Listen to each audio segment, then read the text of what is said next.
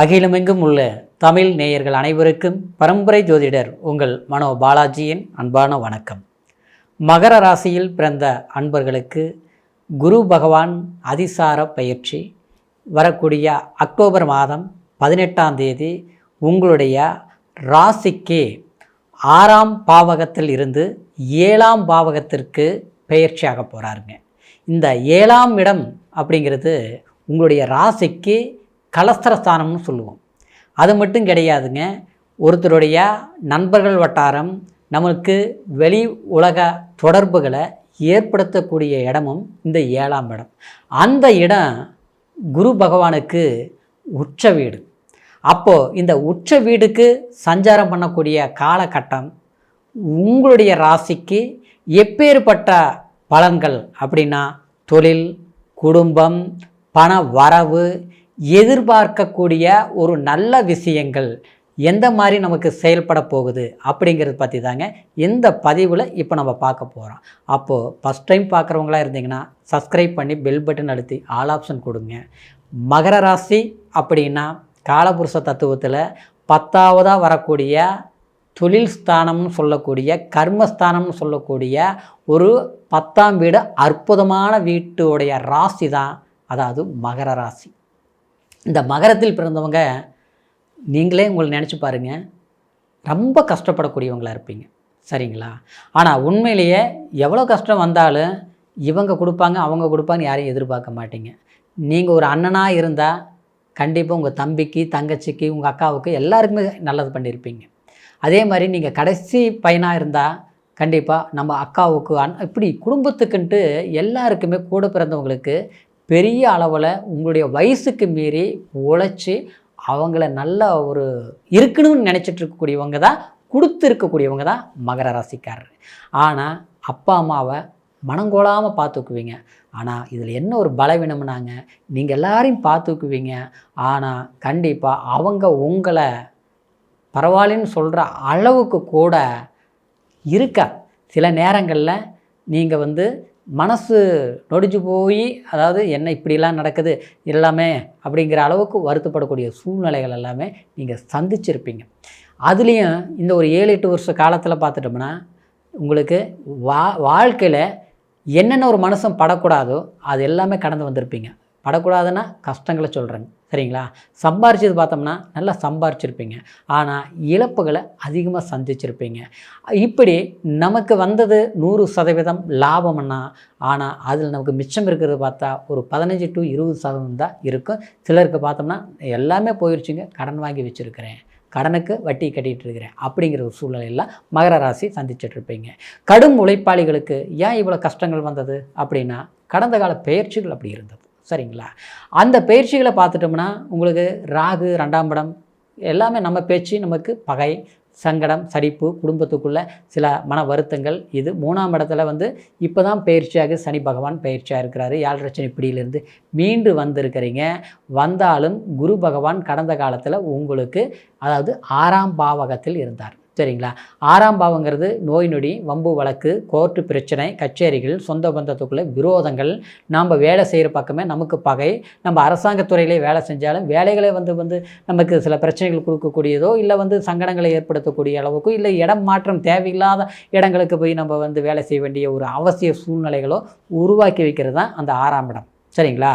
அப்போது அந்த இடத்துல குரு சஞ்சாரம் பண்ணுறது அவ்வளோ சிறப்பு கிடையாது. ஏன்னா குரு பொறுத்த வரைக்கும் அந்த இடத்த கெடுக்கலனாலும் நல்ல பலன்கள் கொஞ்சம் குறைஞ்சிருக்கும். அப்போது 7ஆம் பாவகத்துக்கு உச்சத்தில் வரும்போது உங்களுக்கு நான் முதல்ல சொன்ன மாதிரி இந்த குரு உங்களுக்கு லாபஸ்தானத்தை அதாவது 5ஆம் பார்வையாக லாபஸ்தானத்தை பார்க்குறாரு.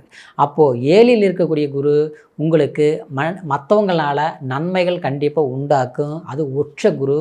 அதிசார பயிற்சியாக இருந்தாலும் இந்த காலகட்டம் டிசம்பர் 5ஆம் தேதி வரைக்குமே இந்த ஒரு 47 நாளும் இந்த 7ஆம் இடத்துல குரு இருக்கிறது பெரிய பாக்கியம். அப்போது வீட்டில்னா, அதாவது நம்மளுடைய கூட பிறந்தவங்களுக்கோ இல்லை நம்மளுடைய வாரிசுகளுக்கோ ஒரு நல்ல விசேஷங்கள் பண்ணுவீங்க. இறைவனுடைய அருளால், அதாவது திருமாங்கல்யம் சம்பந்தப்பட்ட அப்படின்னா கல்யாணம் பண்ணுறது, வீடு கிரகப்பிரவேசம் பண்ணுறது, இல்லையா ஒரு நிலபுலம் சொத்து வாங்கிறது, இந்த மாதிரி விஷயங்கள் கண்டிப்பாக செய்வீங்க. ஆனால் பிரச்சனையோடு இருக்கிறேங்க, எதை பண்ண முடியுமா? பிரச்சனைகளுக்கு உங்களுக்கு தீர்வு ஏற்படும். நான் சொல்கிறது என்னங்க, இந்த குரு 7ஆம் இடம் உச்சம் பெறும்போது உங்கள் ராசியை பார்க்குறாரு இல்லைங்களா? அப்போ 7ஆம் இடம் உங்கள் ராசியை பார்க்கும்போது அது ஒரு பாக்கியம். தனக்கு ஒரு நெகட்டிவ் எனர்ஜி அப்படின்னு சொல்லக்கூடிய என்னவோ தெரியலிங்க, ஏதோ தெரியலிங்க, எல்லாமே கைவிட்டு போன மாதிரி இருக்குது, வாழ்க்கை வெறுத்து போன மாதிரி இருக்குது, அந்த மாதிரி ஒரு மனநிலையில் இருப்பீங்க.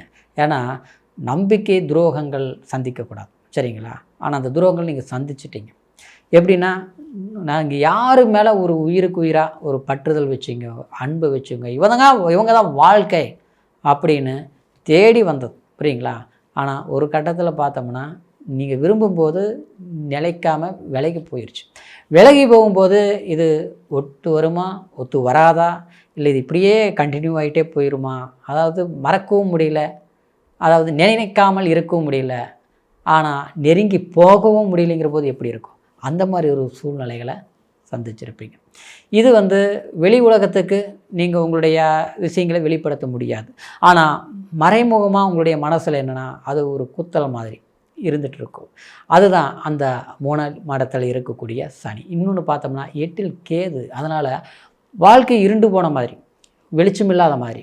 ஏன்னா குருவும் 6ஆம் இடத்துல மறைஞ்சிருச்சு, இப்போ கேது பார்த்தா 8ஆம் இடம். இது கடந்த காலத்தில் இப்படி இருந்தது. இந்த ஒரு சூழ்நிலையில் அதாவது எல்லாமே நமக்கு அறிவு இருக்குது, ஆற்றல் இருக்குது, புத்தி திறமை எல்லாமே இருக்குது, அடுத்தவங்களுக்கு ஐடியா சொல்கிற அளவுக்கு ஒரு வளமான திறமைசாலிங்க.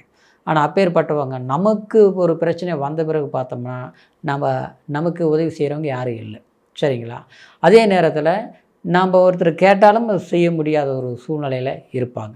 இது தானாகத்தான் சரிப்படுத்திக்க முடியும். நம்மளுடைய உணர்வுகளை நம்ம நம்பினவங்க புரிஞ்சுக்கணும், சரிங்களா? அது கொடுக்கல் வாங்கல், அன்பு, வாழ்க்கை இந்த சார்ந்தது தான் நான் சொல்கிறேன், சரிங்களா? இந்த மாதிரி மதிக்கக்கூடிய ஒரு வாய்ப்புகள் அவங்களுக்கு ஏற்படுத்தும். ஏன்னா 7ஆம் இடத்துல குரு வருது இல்லைங்களா? அப்போ அந்த பிரச்சனைகளுக்கு தீர்வு ஏற்படும். ஜென்மத்தை பார்க்கும்போது உங்களுக்கு ஒரு பிரகாசம், உற்சாகம் உண்டாக்கும். நான் கஷ்டப்பட்ட எனக்கு எனக்கு ஒரு வாய்ப்பு கிடைச்சது அப்படின்னு சொல்லுவாங்க இல்லையா? அது ஒரு வாழ்க்கை கிடைச்சது இன்னும் அற்புதமாக இருக்கும் இல்லையா? அதுதான் உண்மைங்க, சரிங்களா?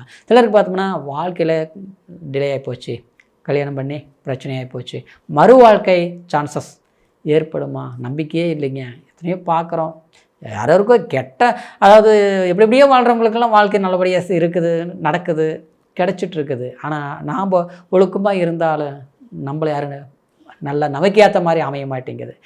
அதுக்குன்னு ஏதாவது ஒன்று பண்ணால் நல்லா இருக்குமா அப்படின்ட்டு லைஃப்பில் அப்படியே போயிட்டுருக்குதுங்க. வயசு தான் ஆகிட்டுருக்குதுன்னு வருத்தத்தில் இருக்கக்கூடியவங்களுக்கு கண்டிப்பாக ஒரு சுப நிகழ்ச்சிகள், சுப விஷயங்கள் நடந்தே தீரக்கூடிய வாய்ப்பு இருக்குது. அந்த 3ஆம் இடத்தை பார்க்கறதுனால உங்களுடைய முயற்சி வெற்றியாக்குன்னு சொல்கிற வரேங்க. அயல்நாடு போகணும்னு நினைக்கிறவங்களுக்கு கண்டிப்பாக அனுப்பிங்க. விசா லேட் ஆகிட்டு இருக்குது, கிடைச்சிடும், புரியுங்களா? உங்களை மதிக்காதவங்க, உங்களை புரிஞ்சிக்கவாதவங்க, உங்களை நம்பாதவங்க, இவங்க எல்லாருக்குமே புரிய வைக்கக்கூடிய காலம், உங்களை மதிக்கக்கூடிய சந்தர்ப்பங்கள், நீங்கள் யாருன்ட்டு அதாவது அடுத்தவங்களை உணரக்கூடிய உணர்ச்சிகளை புரிஞ்சக்கூடிய சந்தர்ப்பங்கள் சாதகமான காலமாக தான் இந்த குரு பகவானுடைய பெயர்ச்சி உங்களுக்கு. அது உச்சநிலை பெயர்ச்சி, இது அதிசார பெயர்ச்சிங்கிறதுனால அற்புதமான வாய்ப்புகளாக அமையப்போகுதுங்க. அதனால் இந்த காலகட்டம் சில சந்தர்ப்பங்களை நீங்கள் சரியாக பயன்படுத்திக்கிட்டிங்கன்னா அது சிறப்பையை தருங்கிறதுல எந்த ஒரு மாற்று கருத்து கிடையாதுங்க. இப்போ சொன்ன பலன் கோச்சார அடிப்படையில் சொல்லியிருக்கிறோம். கோச்சாரங்கிறது ராசியை வச்சு சொல்கிறது கோச்சாரம், பிறப்பு ஜனன ஜாதகத்தை வச்சு சொல்கிறது லக்னம். அந்த லக்னம் பார்த்தா தாங்க அதில் குரு உங்களுடைய ஜாதகத்தில் எப்படி இருக்கிறாரு, எந்த மாதிரி யோகங்கள் பெற்றிருக்குது. சிலர் பார்த்தோம்னா எப்போ பார்த்தாலும் கஷ்டமே பட்டுட்ருப்பாங்க. ஏன் பட்டுட்ருக்குறாங்க? அது ஏதாவது ஒரு கிரக திசை புத்திகள் சரியில்லாமல் இருக்கும். அப்போ எந்த கோயில் போகணும், எந்த மாதிரி வேலை செய்யணும், எது செய்யக்கூடாது, சரிங்களா? நல்லதுங்கிறது எப்போவுமே வந்துகிட்டே இருக்காதுங்க, சரிங்களா? அந்த சந்தர்ப்பத்தை கரெக்டாக நம்ம பயன்படுத்தணும், அதுதான் உண்மை, சரிங்களா?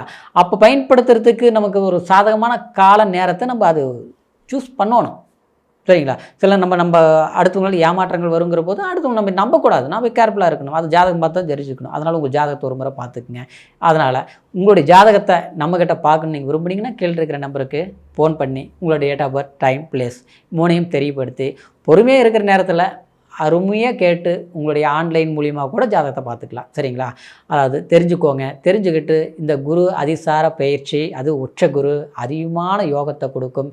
இன்றைக்கி நீங்கள் செயல்படுத்தக்கூடிய விதம் எதிர்கால தேவைகளை பூர்த்தி பண்ணக்கூடிய அமைப்பாக இருக்குங்கிறதுனால சரியாக யூஸ் பண்ணிக்கோங்க, நல்லா இருக்கும். மீண்டும் அடுத்த பதிவில் சந்திக்கிற வரைக்கும் நன்றி. மீண்டும் வணக்கம்.